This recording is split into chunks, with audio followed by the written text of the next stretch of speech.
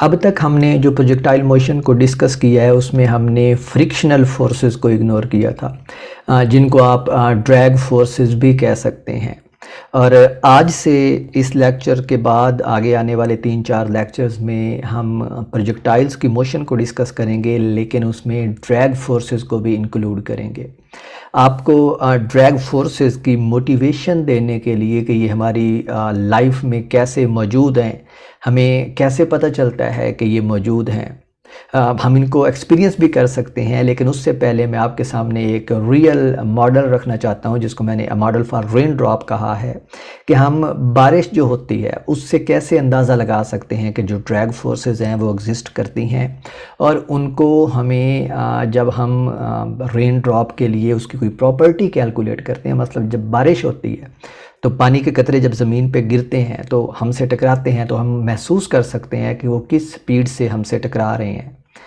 तो हम इस लेक्चर में मैं उन पानी के कतरों के लिए एक मॉडल डेवलप करना चाहता हूँ, और फिर आपको उस मॉडल से दिखाऊंगा कि किस तरह हमें ड्रैग फोर्सेस की ज़रूरत पड़ती है। यानी हम जब रियल लाइफ में प्रॉब्लम्स को डील करते हैं तो हम ड्रैग फोर्सेस को इग्नोर नहीं कर सकते।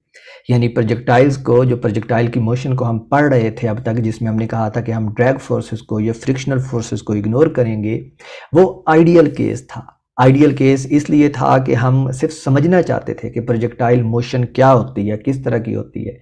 अगर हम एयर फ्रिक्शन को इग्नोर कर दें तो वो किस तरह की मोशन परफॉर्म करते हैं ऑब्जेक्ट। और ये मैंने आपको गालिबन पहले भी बताया था कि जब हम फिज़िक्स के अंदर प्रॉब्लम्स को डील करते हैं तो हम क्या करते हैं, उनको पहले आइडियलाइज करते हैं, यानी प्रॉब्लम्स को आसान बनाते हैं, फिर आहिस्ता आहिस्ता उनको मुश्किल बनाते जाते हैं। तो हमने पहले प्रोजेक्टाइल मोशन को आसान बना के समझा है।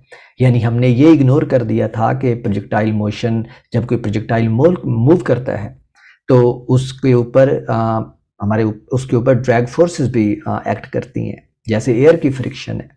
लेकिन अब हम देखेंगे इस मॉडल में, मैं प्रूव करूंगा कि अगर हम फ्रिक्शनल फोर्सेस को इग्नोर कर देते हैं प्रोजेक्टाइल्स की मोशन में, तो जो हमारे मॉडल्स हैं वो गलत जवाब देते हैं। यानी जो प्रोजेक्टाइल मोशन के लिए इक्वेशंस हमने आइडियल केस के लिए डेवलप की हैं, वो रियल लाइफ में हम एग्जैक्टली अप्लाई नहीं कर सकते। रियल लाइफ में अप्लाई करने के लिए हमें मज़ीद फोर्सेस को इंक्लूड करना पड़ता है, जिनको ड्रैग फोर्सेस कहते हैं। और आगे आने वाले कुछ लेक्चर्स में ड्रैग फोर्सेस ही हमारी डिस्कशन का हिस्सा होंगी।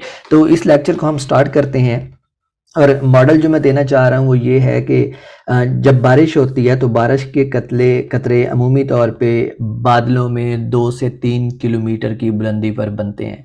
तो अगर हमारे पास ये ग्राउंड लेवल है, ठीक है, जहाँ पे हम खड़े होते हैं, और जो बादल हैं वो इस ग्राउंड लेवल से 2 से 3 किलोमीटर की ऊंचाई पर बनते हैं। तो फ़र्ज़ करें कि इस हाइट के ऊपर हमारे पास बादल बन रहे हैं, और ये जो हाइट है जिसके ऊपर ये बन रहे हैं ये 2 किलोमीटर्स है। ऑन एवरेज 2 से 3 किलोमीटर होती है, तो हम इसको 2 किलोमीटर लिख लेते हैं बस समझने की खातिर अभी।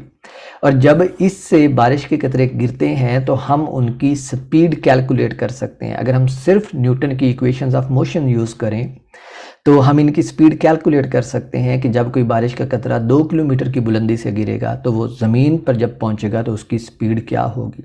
हम सिंपली जो थर्ड इक्वेशन ऑफ मोशन है वो यूज़ कर सकते हैं। और थर्ड इक्वेशन ऑफ मोशन जो है वो न्यूटन की, वो है 2g delta y equals vf(y) squared minus vi(y) square. ये थर्ड इक्वेशन ऑफ मोशन होती है।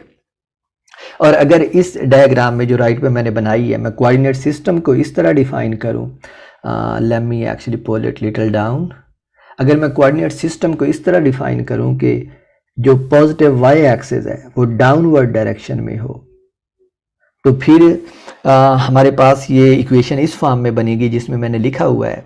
और जो डेल्टा y है इस केस में ये हमारे पास 2 किलोमीटर बनेगा, क्योंकि हमें पता है कि जो डेल्टा y है वो किसके इक्वल होता है, delta y equals yf minus yi। और yf इस सिनेरियो में क्या है, इस सिनेरियो में अगर हम देखें तो yf जो है, अगर हमारा ये स्टार्टिंग पॉइंट है, हमने कोऑर्डिनेट सिस्टम को ऐसे चूज़ किया है जहाँ पे बादल बन रहे हैं, और अगर ये हमारा स्टार्टिंग पॉइंट है तो जो इनिशियल पोजीशन है वाटर ड्रॉप्स की या रेन ड्रॉप्स की वो क्या है, वाई आई, और वो इस केस में 0 है। तो वाई आई 0 है। वाई एफ जो है वो इन बादलों का या हमारे कोऑर्डिनेट सिस्टम का ओरिजिन का फासला है ज़मीन से, और ये 2 किलोमीटर है। तो जो वाई एफ है वो 2 किलोमीटर है। तो ये जो डेल्टा वाई है ये हमारे पास आता है 2 किलोमीटर्स। अब चूंकि हम ये इमेजिन कर रहे हैं कि बारिश के कतरे बातों में बनते हैं, तो वो जब गिरते हैं तो वो रेस्ट से गिरते हैं। कतरे बने हैं और फिर वो नीचे गिरना शुरू हुए हैं, तो वो रेस्ट से गिरते हैं। तो उनकी इनिशियल वेलोसिटी जो है, इनिशियल वर्टिकल वेलोसिटी, वो 0 है।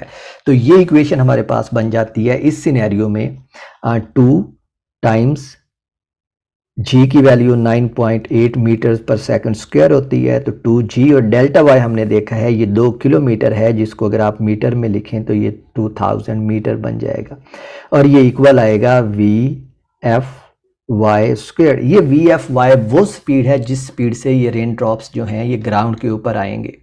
और जब आप यहाँ से VF को कैलकुलेट करते हैं तो VFY की जो वैल्यू आती है, यानी जिस फाइनल स्पीड से वो रेन ड्रॉप ज़मीन से आके टकराते हैं, वो हमारे पास ये तकरीबन 198 मीटर्स पर सेकंड आती है। और अगर आप इस स्पीड के ऊपर गौर करें तो ये बहुत ज़्यादा है। जब हमारे ऊपर बारिश गिरती है तो हम महसूस कर सकते हैं कि उनकी स्पीड जो है वो कम से कम 198 मीटर्स पर सेकंड नहीं है, क्योंकि इस स्पीड को अगर आप देखें तो बारिश का एक कतरा 5 सेकंड में 1 किलोमीटर का फासला तय करे, जो कि बहुत ज़्यादा है। और इस स्पीड से अगर कोई चीज़ हमारे ऊपर गिरे तो वो बहुत ख़तरनाक हो सकती है, हमको मार सकती है वो। इवन उसका जो साइज़ है या जो उसकी मैस है, जैसे बारिश का खतरा होता है, भले वो इतना छोटा ही क्यों ना हो, तो अगर वो इस स्पीड से गिरे तो वो बहुत लीथल हो सकता है। लेकिन हम ऑब्जर्व क्या करते हैं, हम ऑब्जर्व कर सकते हैं जब बारिश हमारे ऊपर गिरती है कि कम से कम उनकी स्पीड जो है ये तकरीबन 200 मीटर्स पर सेकंड नहीं होती, इससे कम होती है। तो फिर मसला कहाँ पे आ रहा है? मसला इस मॉडल में आ रहा है। ये जो मॉडल हमने डेवलप किया है कि हम अगर न्यूटन की इक्वेशन ऑफ मोशंस को यूज करें सिंपली ऐसे कि जो बारिश का खतरा है वो सीधा नीचे ज़मीन के ऊपर की तरफ गिर रहा है और उसके ऊपर कोई और फोर्स एक्ट नहीं कर रही जो उसकी मोशन को रेजिस्ट कर रही है, तो उस हिसाब से जो हमारे पास आंसर आता है वो 198 मीटर्स पर सेकंड आता है। लेकिन हमारा एक्सपीरियंस हमें बताता है कि इतनी स्पीड नहीं होती बारिश के कतरे की। इसका मतलब है कि हम कोई चीज़ मिस कर रहे हैं अपने इस मॉडल में, यानी हम जो न्यूटन की इक्वेशंस ऑफ मोशन हैं जिनको हम आइडियली ले रहे हैं कि एयर फ्रिक्शन को हम इग्नोर कर रहे थे अब तक, वो हम इग्नोर नहीं कर सकते, हमें उसको इंट्रोड्यूस करवाना पड़ेगा। और अब हम उसको जब इंट्रोड्यूस करवाते हैं कि तो जो एयर फ्रिक्शन एक्सर्ट करती है बारिश के कतरे के ऊपर उसको ड्रैग फोर्स कहते हैं। इन जनरली उनको ड्रैग फोर्सेस कहते हैं। ड्रैग फोर्सेस जो हैं ये ऑब्जेक्ट की स्पीड के ऊपर डिपेंड करती हैं कि कोई चीज़ जितनी ज़्यादा स्पीड से मूव करेगी उसके ऊपर ड्रैग फोर्स उतनी ज़्यादा एक्ट करेगी। ड्रैग फोर्सेस जो हैं ये आप ऑब्जर्व कर सकते हैं जब आप गाड़ी के अंदर बैठे होते हैं, तो आप अपना अगर हाथ बाहर निकालें तो आप फील करते हैं कि जो एयर है वो आपके हाथ से टकरा रही है और उसके ऊपर फोर्स लगा रही है। यही आप बात फील कर सकते हैं जब आप मोटरसाइकिल के ऊपर बैठे होते हैं। तो यही बात आप फील कर सकते हैं जब आप पानी के अंदर अपना हाथ फेरते हैं।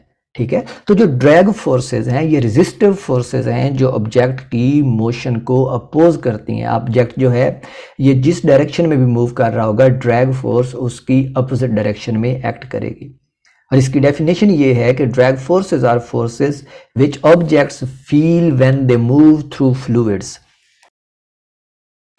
अब यहाँ पे सवाल ये उठता है कि इस डेफिनेशन में हमने लफ्ज़ यूज़ किया है फ्लूइड्स का। तो फ्लूइड्स क्या होते हैं? तो फ्लूइड्स कोई भी ऐसी चीज़ जो फ्लो कर सके वो फ्लूइड कहलाती है। अमूमी तौर पे फ्लूइड्स हमारे पास दो कैटेगरीज में आते हैं जो हम अपने इर्द गिर्द देखते हैं। उनमें एयर और लिक्विड है। एयर भी फ्लो कर सकती है तो वो भी फ्लूइड है, और जो लिक्विड्स हैं सारे वो भी फ्लो कर सकते हैं, जैसे वाटर है या कोई भी इस तरह का अदर और लिक्विड आप ले लें, आप ग्लिसरीन ले लें, आप ऑयल ले लें, वो सारे फ्लो कर सकते हैं, तो वो भी फ्लूइड्स की कैटेगरी में आते हैं। तो फ्लूइड्स ऐसी चीज़ें हैं जो फ्लो कर सकती हैं। इनकी दो एग्जांपल्स जो हैं वो एयर और जितने भी लिक्विड्स आप देखते हैं वो सारे के सारे फ्लूइड्स हैं। तो जब भी कोई ऑब्जेक्ट इन फ्लूइड्स से मूव करता है तो उनके ऊपर जो फोर्सेस, ऑब्जेक्ट के ऊपर जो फोर्सेस एक्ट करती हैं या जो फोर्स एक्ट करती है वो ड्रैग फोर्स कहलाती है। ड्रैग फोर्स की प्रॉपर्टीज इस तरह की हैं कि ये ऑब्जेक्ट के साइज के ऊपर डिपेंड कर सकती है, जिस फ्लूइड से ऑब्जेक्ट फ्लो कर रहा होता है उसकी विस्कोसिटी के ऊपर डिपेंड कर सकती है, ये ऑब्जेक्ट के एरिया के ऊपर डिपेंड कर सकती है। इसी तरह की आपने और हम जो इस कोर्स में या इन वीडियो लेक्चर्स में मैं ड्रैग फोर्सेस को डिस्कस करूंगा वो दो तरह की ड्रैग फोर्सेस को डिस्कस करूंगा। एक तरह की ड्रैग फोर्स जो है वो ऑब्जेक्ट की स्पीड के प्रोपोर्शनल होती है और जो दूसरी तरह की ड्रैग फोर्स है वो ऑब्जेक्ट की स्पीड के स्क्वायर के प्रोपोर्शनल होती है। तो जो पहली ड्रैग फोर्स मैं डिस्कस करूंगा इस कोर्स में वो विस्कस ड्रैग कहलाती है, विस्कस ड्रैग। और ये फोर्स जो है अगर मैं इसको एफ डी से रिप्रेजेंट करूं तो ये प्रोपोर्शनल होती है ऑब्जेक्ट की वेलोसिटी के, तो ये प्रोपोर्शनल होती है ऑब्जेक्ट की वेलोसिटी के। दूसरी तरह की ड्रैग फोर्स है उसको एरोडायनेमिक ड्रैग कहते हैं।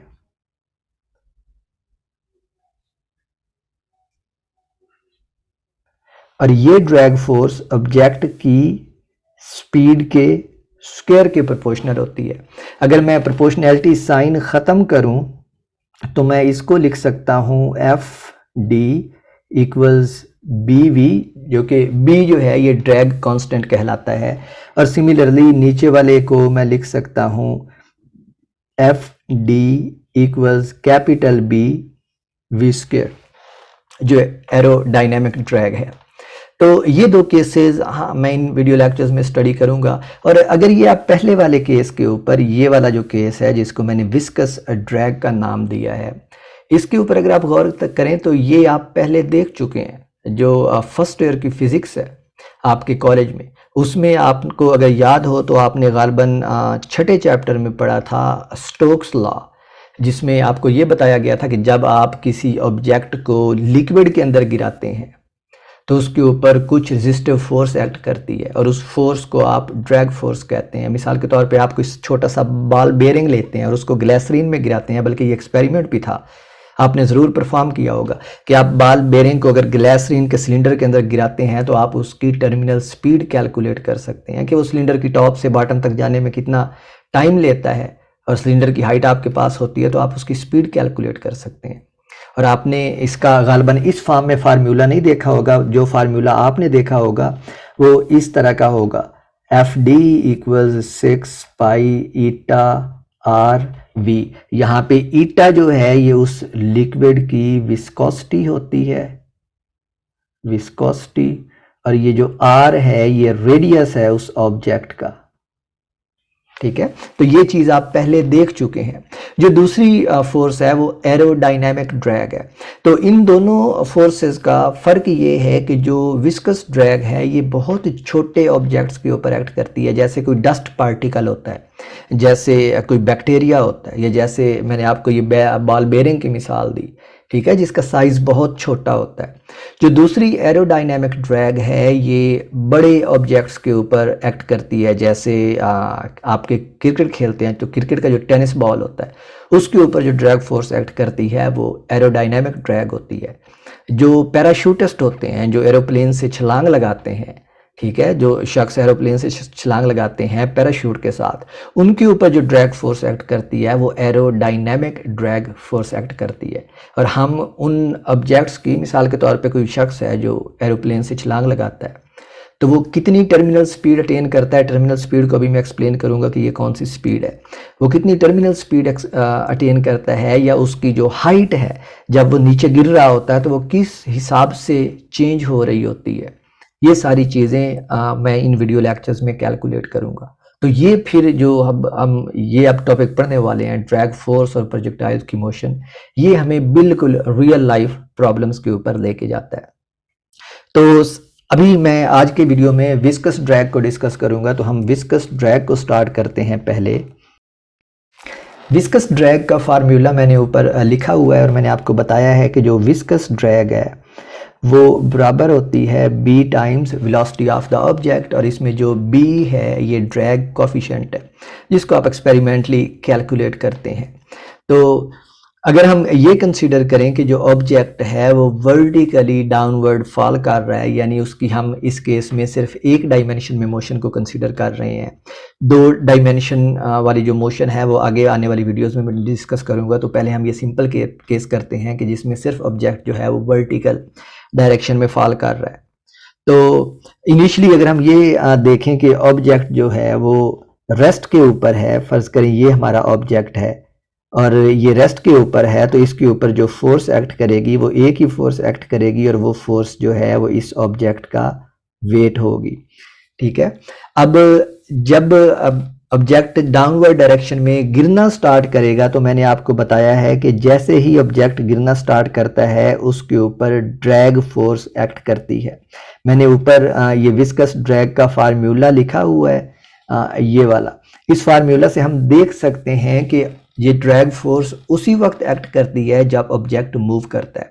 तो अभी जब उसने गिरना स्टार्ट किया तो उसके ऊपर जो उसकी जब वेलोसिटी कम थी, क्योंकि ये ड्रैग फोर्स वेलोसिटी का फंक्शन है, तो उसकी जब वेलोसिटी कम होगी तो ये ड्रैग फोर्स भी कम होगी। अगर आप इन एरोज को देखें, अगर आप ये जो एरोज हैं ये फोर्स की मैग्नीट्यूड को रिप्रेजेंट करें, तो आप देख सकते हैं कि जो वेट वाला एरो है ये दोनों सेम है लेंथ में।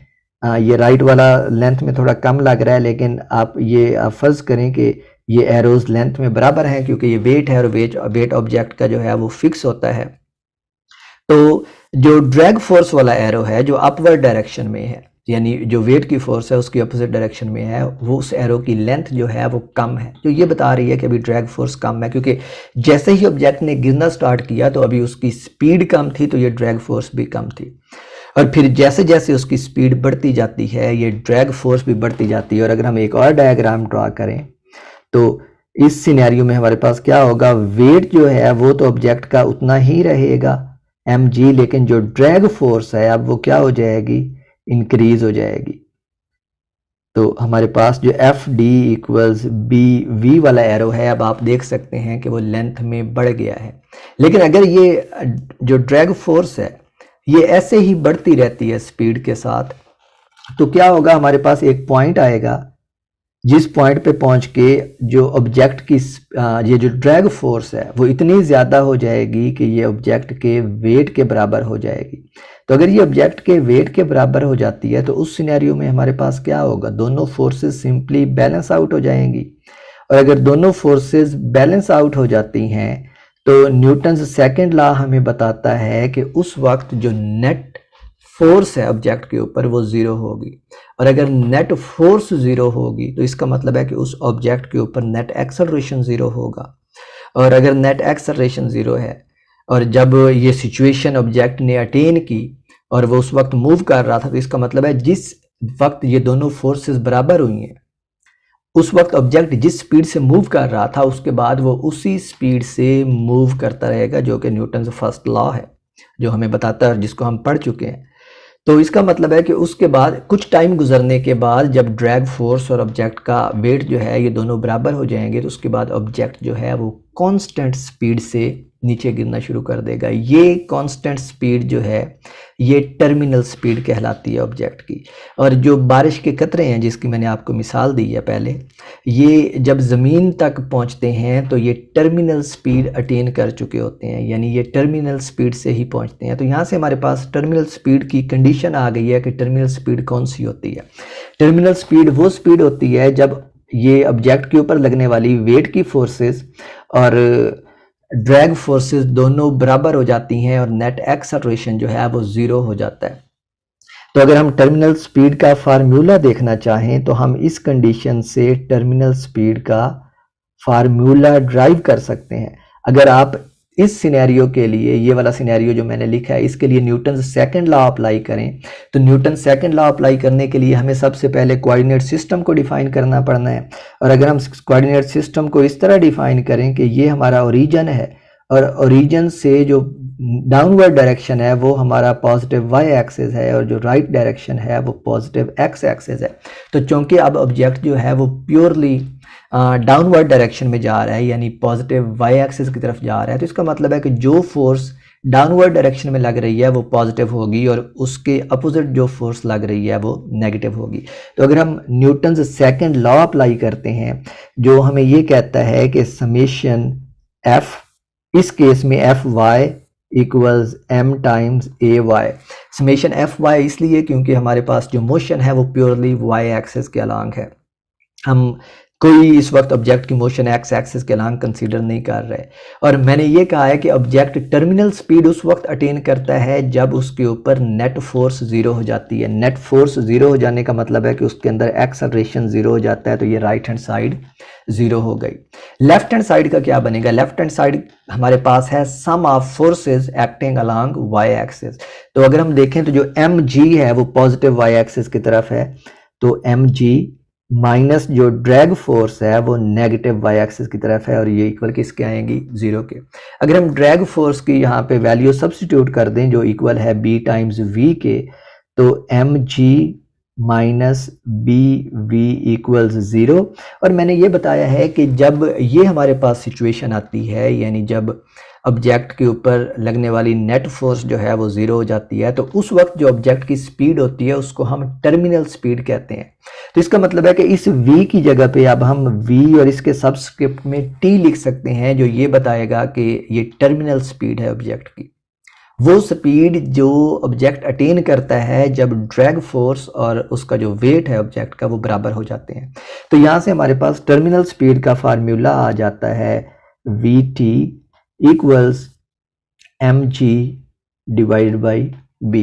तो ये हमारे पास टर्मिनल स्पीड का फार्मूला आ जाता है और ये वो स्पीड है जिससे जो रेन ड्रॉप्स हैं वो ज़मीन के ऊपर गिरते हैं। ये मॉडल एग्जैक्टली रेन ड्रॉप्स के ऊपर अप्लाई नहीं होता, लेकिन जब रेन ड्रॉप्स ज़मीन के ऊपर गिरते हैं तो वो कोई ना कोई टर्मिनल स्पीड अटेन कर चुके होते हैं और उसका फार्मूला मैं आने वाली वीडियोज़ में ड्राइव करूँगा।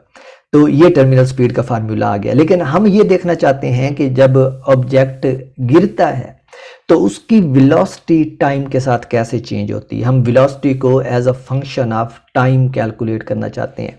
याद रखें कि ये जो टर्मिनल स्पीड का फार्मूला है, इसमें ये जो टर्मिनल स्पीड है ऑब्जेक्ट की, ये कांस्टेंट स्पीड है, क्योंकि राइट हैंड साइड पे देखें तो ऑब्जेक्ट की मास मल्टीप्लाइड बाई जी जो उसका वेट है, जो कांस्टेंट क्वांटिटी है, डिवाइड बाई बी जो उस लिक्विड की प्रॉपर्टीज़ हैं, जिसमें से लिक्विड या एयर की प्रॉपर्टीज़ हैं, यानी उस फ्लूइड की प्रॉपर्टी है जिसमें से ऑब्जेक्ट मूव कर रहा होता है। यानी अगर कोई रेन ड्रॉप है जो एयर में से गिर रहा है तो ये बी जो है ये एयर की प्रॉपर्टी है और इसकी वैल्यू भी किसी गिवन फ्लूइड के लिए कांस्टेंट होती है। इसका मतलब है कि इस इक्वेशन की ये जो राइट हैंड साइड है ये कांस्टेंट है, जिसका मतलब ये निकला कि जो टर्मिनल स्पीड है वो कांस्टेंट है।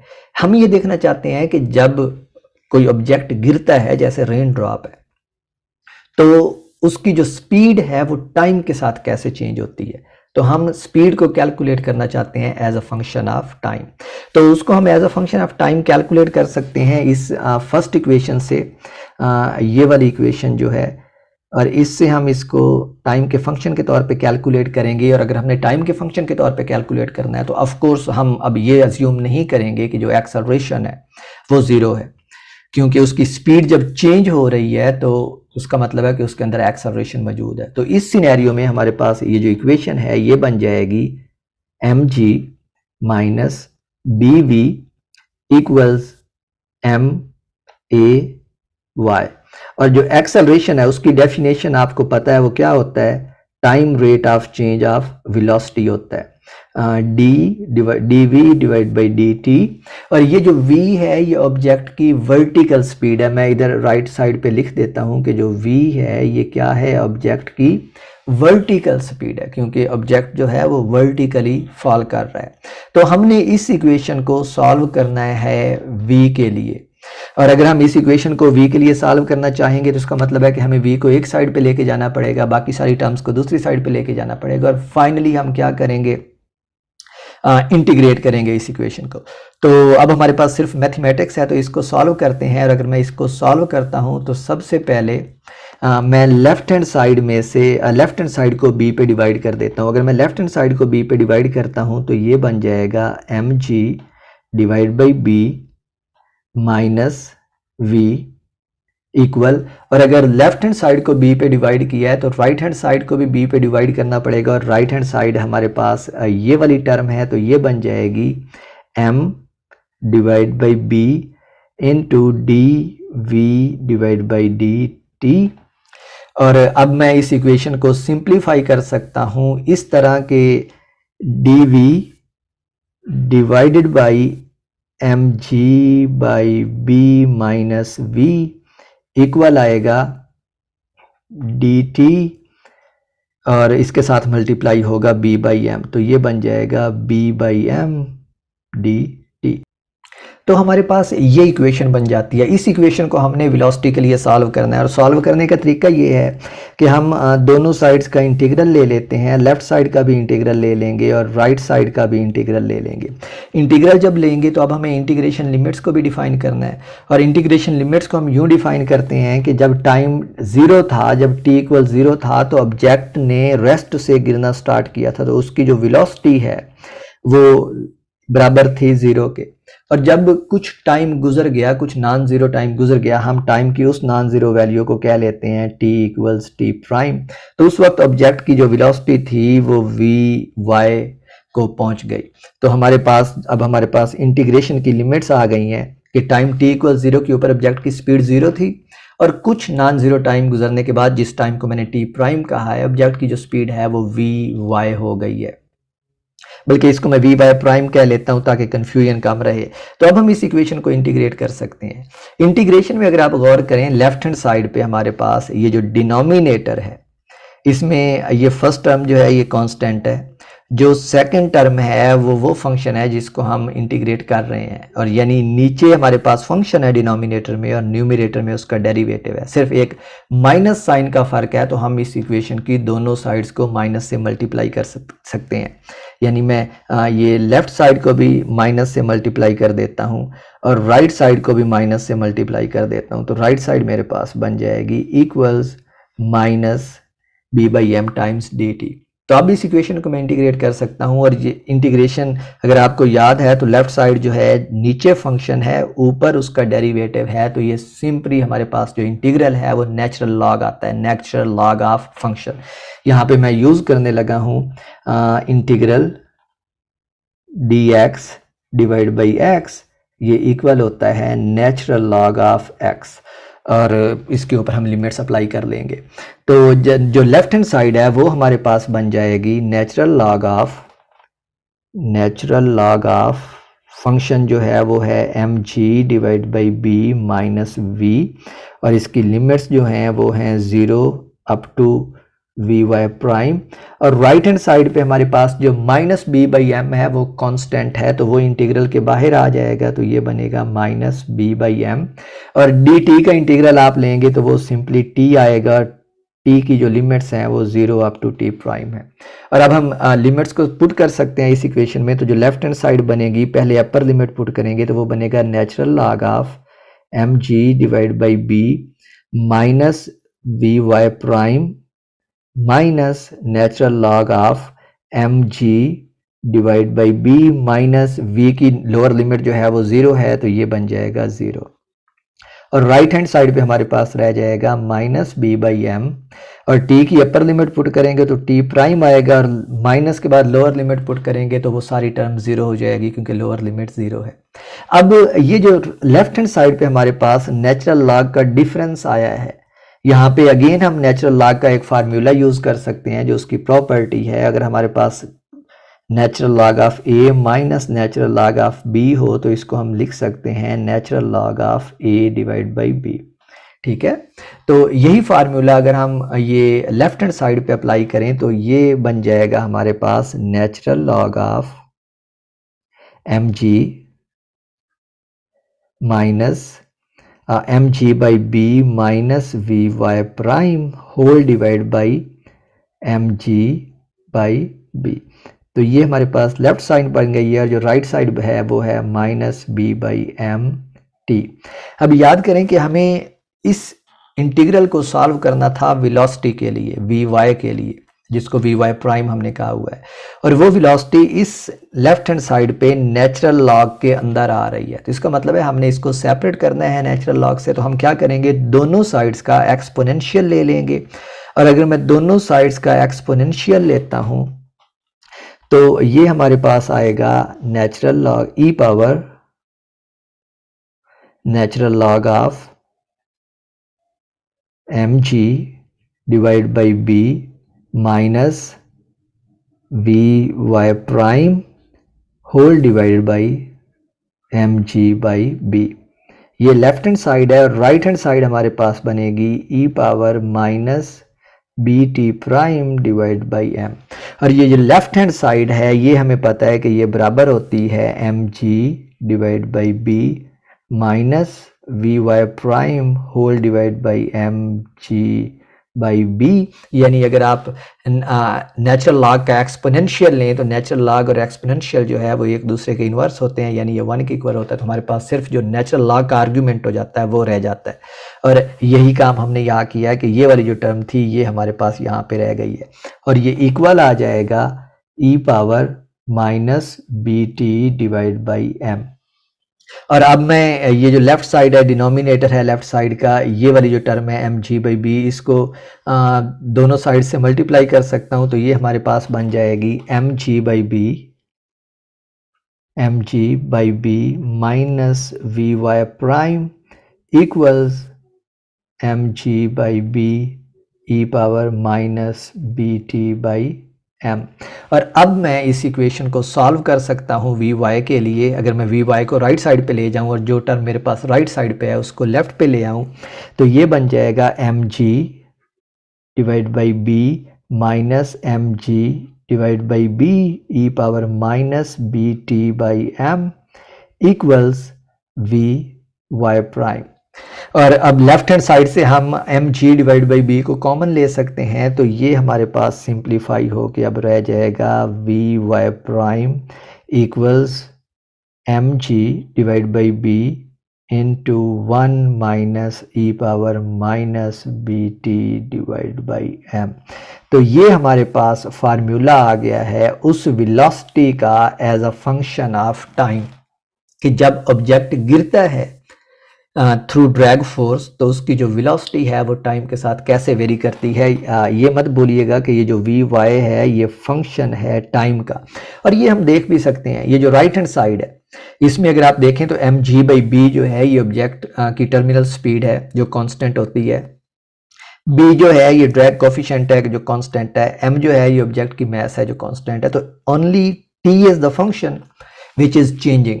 तो हमने वेलोसिटी का फार्मूला ड्राइव कर लिया है इन टर्म्स ऑफ टाइम।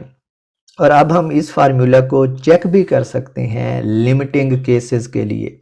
हम लिमिटिंग केसेस के लिए इसको कैसे चेक कर सकते हैं कि हम टाइम की लिमिटिंग वैल्यू ले लेते हैं। सबसे पहले हम ये देखते हैं कि जब टाइम 0 था तो उसकी वेलोसिटी क्या होगी। तो let me check it.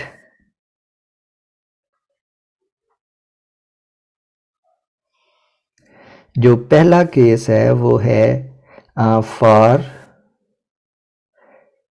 t equal 0। मैं t को 0 के इक्वल ले लेता हूँ। अगर मैं t को 0 के इक्वल पुट करूँ तो इस एक्सप्रेशन में जो एक्सपोनेंशियल का एक्सपोनेंट है वो 0 हो जाएगा, और किसी भी चीज़ की पावर जब 0 आती है तो वो 1 के इक्वल होता है। तो उस केस में हमारे पास ये जो वी वाई ऑफ t है ये v Y prime of t है। अब आप प्राइम ख़त्म करके इसको सिंपली वी वाई लिख सकते हैं क्योंकि पूरी एक्सप्रेशन में एक ही सिर्फ वी वाई है। और यही काम मैंने गरबन ये टाइम के साथ किया भी है कि ये टी प्राइम था यहाँ पे, तो मैंने इसको टी लिखना शुरू कर दिया, बल्कि आप इसको बेशक यहाँ पे टी प्राइम लिखते आए। और अब इस लास्ट एक्सप्रेशन में अगर आप देखें तो हमारे पास प्राइम जो है वो वी वाई के साथ है और टी के साथ है, और क्योंकि पूरी एक्सप्रेशन में एक ही वी वाई है और एक ही टी है तो आप प्राइम को ख़त्म कर सकते हैं। तो ये एक्सप्रेशन सिंपली ये बन जाएगी हमारे पास। तो अगर आप t को 0 पुट करें तो ये वी वाई बन जाएगा राइट हैंड साइड पे m ji divide by b into 1 minus E power 0, और ई पावर 0 जो है वो 1 के इक्वल होता है, तो ये बन जाएगा M G divide by b into 1 minus 1 जो 0 के इक्वल होता है।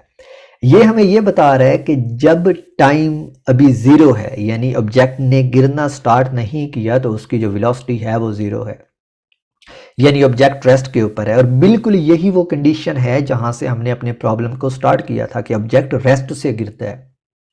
तो इसका मतलब है कि ये जो इक्वेशन हमने ड्राइव की है ये कंसिस्टेंट है उस अजम्पशन के साथ जो हमने ली थी कि ऑब्जेक्ट जो है वो रेस्ट से गिरता है। जब टाइम बहुत स्मॉल होता है, यानी अभी ऑब्जेक्ट ने गिरना स्टार्ट किया है, तो उस वक्त उसकी वेलोसिटी कैसे चेंज वेरी करती है टाइम के साथ, ये अब हम देखना चाहते हैं फॉर स्मॉल टी। तो जो दूसरा केस है जो यहाँ पे मैं डिस्कस करना चाहता हूँ वो है फॉर स्मॉल टी।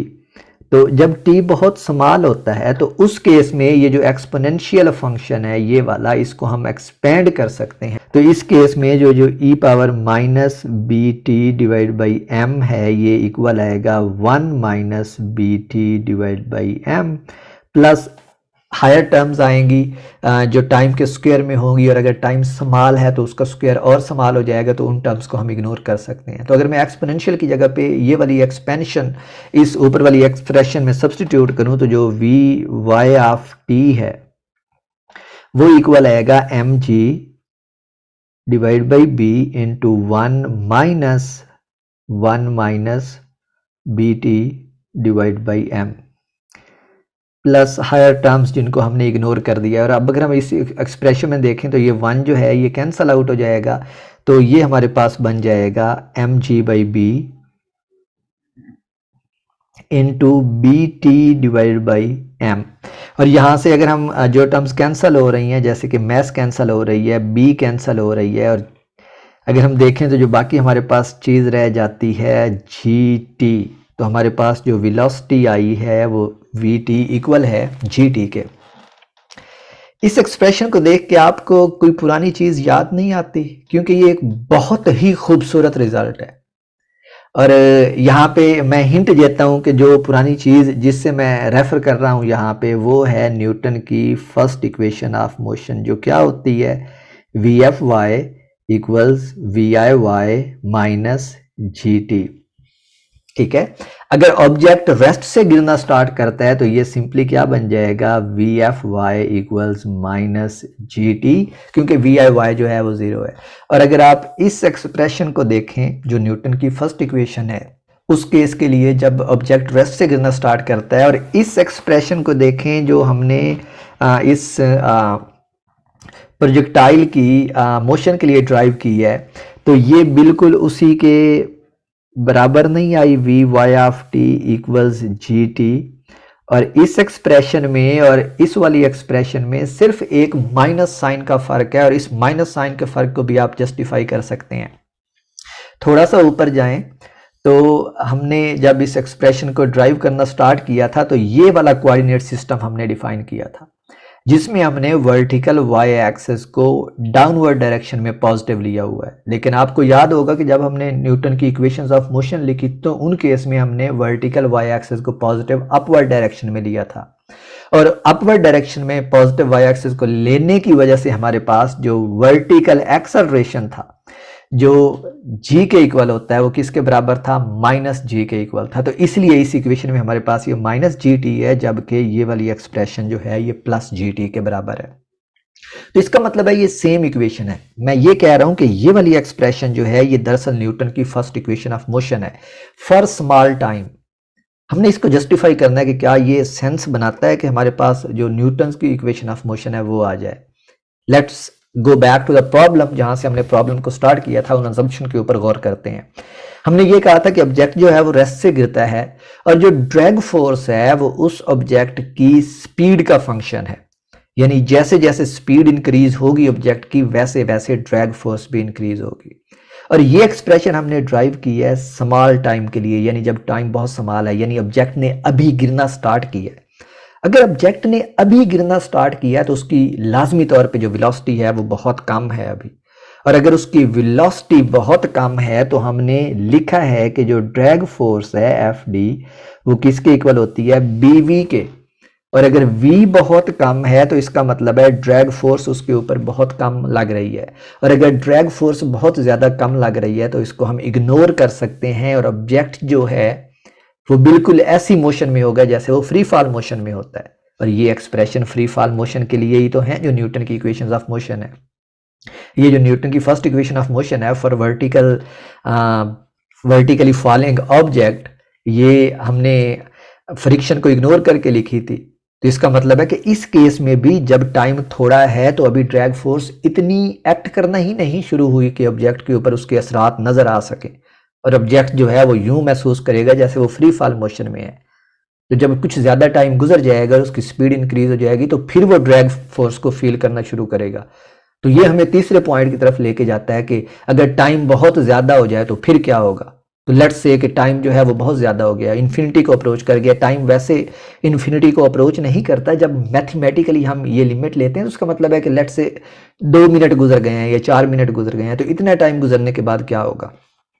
तो तीसरी हम जो कंडीशन लेते हैं वो लेते हैं कि जब टाइम जो है third when T approaches infinity यानी बहुत ज़्यादा हो गया, तो उस केस में ये जो एक्सपोनेंशियल फंक्शन था e power minus B T divide by m, इसको हम लिख सकते हैं 1 divide by plus b T by M. और अगर टाइम जो है वो इन्फिनिटी है तो ये बनेगा 1 डिवाइड बाई इन्फिनिटी जो कि 0 के बराबर है। यानी इस एक्सप्रेशन में जो हमने वेलोसिटी की एक्सप्रेशन ड्राइव की है ये वाली, इस एक्सप्रेशन में ये जो एक्सपोनेंशियल वाली टर्म है ये टर्म 0 हो जाएगी। और अगर ये टर्म 0 हो जाएगी तो ये दूसरी टर्म में से हमारे पास सिर्फ 1 रह जाएगा और 1 को एम जी बाई बी से मल्टीप्लाई करेंगे तो जो हमारे पास वेलोसिटी का फार्मूला बनेगा यानी जो वी वाई ऑफ टी बनेगा वो किसके इक्वल होगा, simply m ji by b के। और इसी एम जी बाई बी को हमने क्या कहा था, टर्मिनल स्पीड।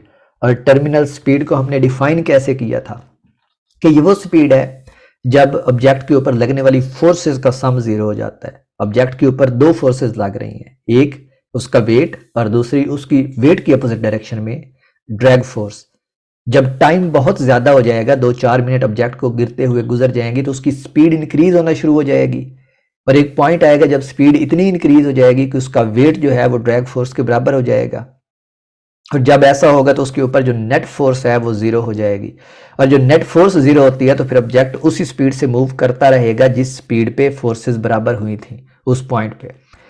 और उस स्पीड को हमने टर्मिनल स्पीड कहा है और ये वो टर्मिनल स्पीड है जिसका फार्मूला मैंने बहुत पहले यहाँ पे डिराइव कर दिया था। ये रहा फार्मूला, ये वाला, ठीक है। तो टाइम बहुत ज़्यादा गुजरने के बाद हमारे पास वही फार्मूला वापस आ गया है जो हमने डिफाइन किया था टर्मिनल स्पीड का। तो ये सारे केसेस जो हैं जो हमने डिस्कस किए हैं वेलोसिटी के फार्मूले को लेके, वो सारे कंसिस्टेंट हैं उन अजम्पशंस के साथ जिनको सही मानकर हमने ये फार्मूला ड्राइव किया है। तो हमारे पास वेलोसिटी जो ऑब्जेक्ट की है वो इस फार्मूला के अकॉर्डिंग वेरी करती है और ये फार्मूला हमें टाइम के हर लम्हे के ऊपर बताता है कि ऑब्जेक्ट की जो स्पीड है वो कैसे चेंज हो रही है। इसको हम प्लॉट भी कर सकते हैं और इसका प्लॉट करना बहुत आसान है। हमने देखा है कि जब टाइम 0 है तो ऑब्जेक्ट की वेलोसिटी जो है वो 0 होती है। तो अगर हम इसको प्लॉट करना चाहें यानी हम एक्स एक्सिस ड्रॉ करें और अगर हम एक्स एक्सिस के ऊपर टाइम लेते हैं और वर्टिकल एक्सिस ड्रॉ करें और वर्टिकल एक्सिस के ऊपर हम वी वाई ऑफ टाइम लेते हैं जिसका फार्मूला हमने ड्राइव किया है, तो ये वाली जो वैल्यू है, जो ऑब्जेक्ट है वो मोशन स्टार्ट करता है 0 से ऊपर, टाइम t इक्वल 0 के ऊपर उसकी वेलोसिटी 0 है। ये जो पहले वाली इक्वेशन हमें बता रही है, पहले वाला लिमिटिंग केस जो है हमें बता रहा है ये वाला, ठीक है। तो उसकी वेलोसिटी 0 है तो ऑब्जेक्ट 0 से मोशन स्टार्ट करेगा।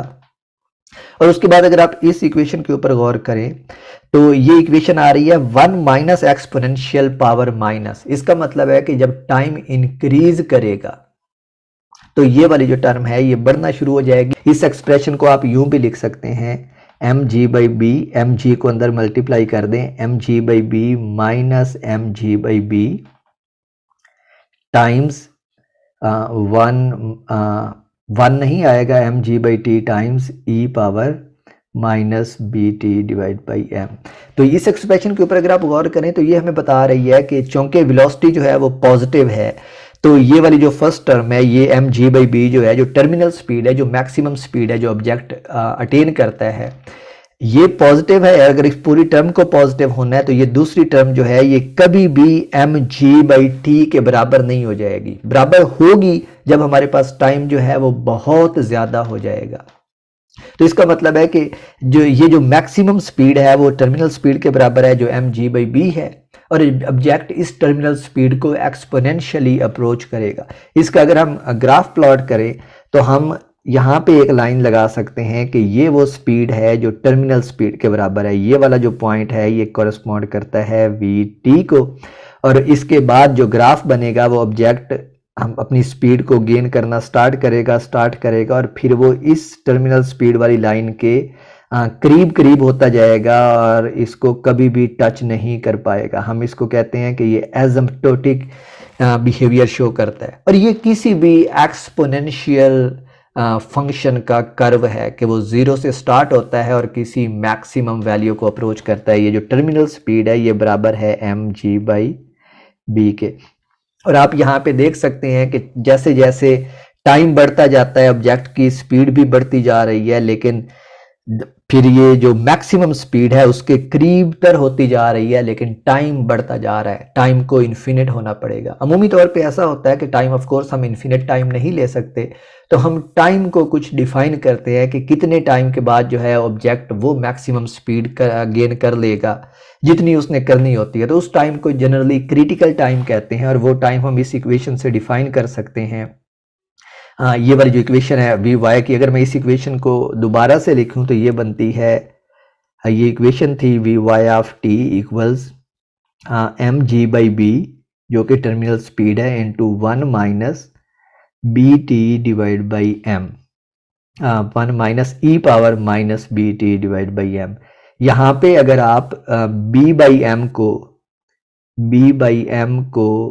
1 डिवाइड बाई टाउ डिफाइन करें, जो टाउ है इसकी डायमेंशंस ऑफ कोर्स टाइम की हैं, तो ये वो टाइम हमें देगा जब ऑब्जेक्ट की स्पीड जो है वो कुछ खास वैल्यू में डिक्रीज हो जाएगी। तो इसके बाद अगर मैं ये वैल्यू डिफाइन करूं तो ये बन जाता है mg/b into 1 minus e power minus t divide by tau. तो अमूमी तौर पे अब यहाँ पे आप देख सकते हैं कि अगर मैं टाउ को 1 t के बराबर लेता हूँ, टाउ जो है इस केस में टाइम कांस्टेंट कहलाता है। अगर मैं टाउ को 1 t के बराबर लेता हूँ तो मैं देख सकता हूँ कि ऑब्जेक्ट की जो स्पीड है वो मैक्सिमम स्पीड की कितनी स्पीड के बराबर पहुंच जाएगी। मिसाल के तौर पे अगर मैं लेता हूँ फॉर टाउ इक्वल्स t, तो जो vy है इस केस में, जो vy ऑफ t है वो बनेगी 0.63 vt, और vt जो है ये mg/b के बराबर है। ये हमें ये बता रही है कि एक टाइम कांस्टेंट के बाद, यानी अगर आपने टाइम 1 सेकंड लिया है तो टाउ को भी 1 सेकंड आपको पुट करना पड़ेगा। तो 1 सेकंड के बाद ऑब्जेक्ट की जो स्पीड है वो 0 से इंक्रीज होके किधर पहुंच जाती है, मैक्सिमम स्पीड का 63% तक पहुंच जाती है। यानी अगर मैक्सिमम स्पीड जो कोई ऑब्जेक्ट अटेन करता है वो 100 मीटर पर सेकंड है, तो 1 सेकंड के बाद ऑब्जेक्ट की स्पीड जो है वो 63 मीटर पर सेकंड हो गई होगी। इसी तरह अगर आप टाउ को 2t पुट करते हैं तो 2 सेकंड के बाद ऑब्जेक्ट की जो स्पीड है वो 84 मीटर पर सेकंड हो गई होगी। और इसी तरह जैसे टाइम गुजरता जाता है, जैसे जैसे टाउ की वैल्यू बढ़ती जाती है, ऑब्जेक्ट की स्पीड भी बढ़ती जाती है, और जनरली 5 और 10 टाइम कांस्टेंट के बाद, यानी टाउ इक्वल्स 10t के बाद, फॉर टाउ इक्वल्स 10t, तो इतने टाइम के बाद जो ऑब्जेक्ट है वो उतनी मैक्सिमम स्पीड गेन कर लेता है जितनी उसको करनी होती है। यानी 10 टाइम कांस्टेंट के बाद जो ऑब्जेक्ट है उसकी स्पीड जो है वो टर्मिनल स्पीड को पहुंच जाती है। यानी 10 सेकंड के बाद गिरने के बाद जो ऑब्जेक्ट है वो टर्मिनल स्पीड जो है वो अटेन कर लेगा। तो t को हम इन्फिनिटी नहीं लेते, ये मैथमेटिकली सिर्फ एक अप्रॉक्सीमेशन है, लेकिन हमें कुछ फाइनाइट टाइम चाहिए होता है जब वो ऑब्जेक्ट टर्मिनल स्पीड अटेन कर लेता है। अब मैं इसके रिलेटेड एक, ऑफ कोर्स जैसे ये बिल्कुल एग्जांपल दी है, इसी के रिलेटेड एक प्रॉब्लम को सॉल्व करता हूं, और उसको सॉल्व करने के बाद हम ये आज की वीडियो ख़त्म करेंगे। मैं इस एग्जांपल को सॉल्व करना चाहता हूं और ये एग्जांपल एक्सरसाइज 31 है हेलिडे रेजनिक और क्रेन की बुक की, और ये बिल्कुल इसी के रिलेटेड है जैसे मैंने ये आपको एग्जांपल दी है टाइम कांस्टेंट की। इसकी स्टेटमेंट ये है, how long does it take for the object described by equation 4.22 to reach 1/2 of its terminal speed. Equation 4.22 जो है वो यही वाली है जो हमने ड्राइव की है, और हमसे ये पूछा गया है कि प्रोजेक्टाइल को कितना टाइम लगेगा जब उसकी वेलोसिटी जो वी वाई ऑफ टी है ये टर्मिनल स्पीड का आधा हो जाएगी, और हमें पता है कि टर्मिनल स्पीड जो है वो mg/b है। तो हम इस इक्वेशन में मैं इसी इक्वेशन को एक दफ़ा फिर से लिखता हूँ कि ये इक्वेशन थी v Y of T equals mg/b जो उसकी टर्मिनल स्पीड है। तो इस फार्मूला को आप यूं भी लिख सकते हैं vt into E power minus bt divide by m।